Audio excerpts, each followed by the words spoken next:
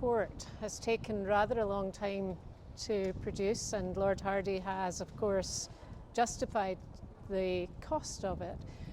Do you think it's worth the paper it's written on now, or do you think the council has perhaps already learned the lessons?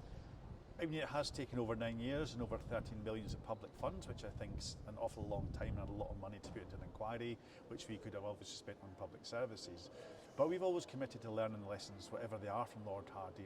Reading the report this morning, which we only received at 11 o'clock like everyone else, we're currently looking through that to see what they exactly mean for us. But some of these recommendations are quite clear, have been implemented as we took the tram forward into New Haven and learned some of these lessons about project management, about more robust budgeting, about reporting back to elected members, and all that's been happening. So we agreed to proceed with the ambition of getting the tram into New Haven, and I'm really pleased we've done that, whilst we've always committed to taking forward recommendations of Lord Hardy's inquiry when they came out. What were you doing in 2006 when the tram project first started? Were you even a councillor? I wasn't a councillor. I was working as a community worker in North Edinburgh, helping young people get on in life, I think, and people behind the scenes were making decisions about a tram network across the city. No.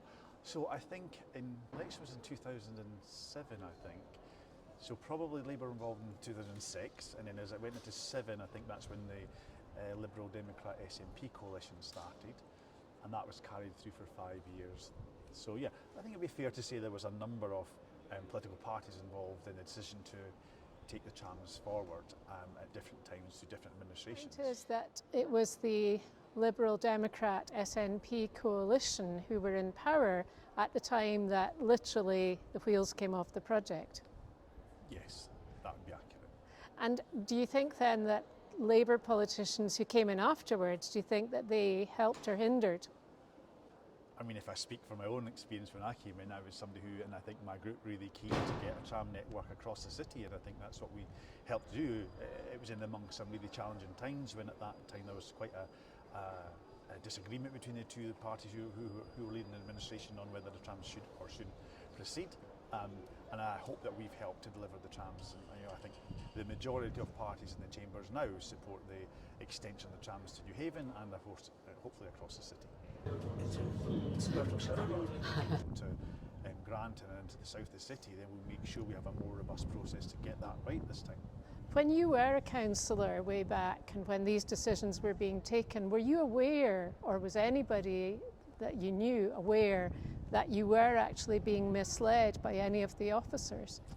I mean, I was obviously a very new councillor back then, and I do recall them briefings from senior officers to our group, so there was an engagement from officers, and obviously some of my councillors sat on the TIE board, and that was a different body, so I'm aware back then of us being briefed on it, but I wasn't on the tram board or involved in transport committees at that time, so it'd be unfair for me to comment on other people, but I was aware that there was discussions going on behind the scenes and for members being briefed. Whether that was enough or not, I suppose is what Lord Hardy's maybe highlighting today, but I think more importantly we've moved on to say the New Haven extension that I have been heavily involved in has been a huge success by in-house in that project, and having council officials run that has been a huge success, and it's performing way better than we ever expected. What will the council do with the 957-page report now? I mean, as I speak, the officials are wading through that. There is, of course, a summary. There are the 24 recommendations or more, so we're wading through them. There will be a report taken to the Transport Committee so there can be an open, transparent discussion, and then referred on to Council for all councillors to be able to read that and be aware of the recommendations and how we'll implement them going forward. But as I say, that a number of them have been implemented as we went forward to continue delivering the tram, but we'll absolutely commit to them being held in public for the Transport Committee and full council. One final question. Is it a surprise to you that there is nobody, no councillor appears to have been mentioned in the report? That's on a very swift reading by me of the report. I mean, I've not read the whole 900 pages and all the appendices, but I mean, councillors were involved in this process along with officials from the council, from the Scottish Government, Scottish ministers and Transport Scotland, or lack of Transport Scotland, and it might have been appropriate. I didn't write the report, that's maybe a question for Lord Hardy whether he thinks it should have had names of councillors in there as well. And okay, I'll give you a final question then.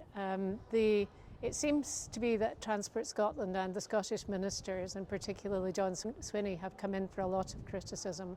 Do you think that's fair?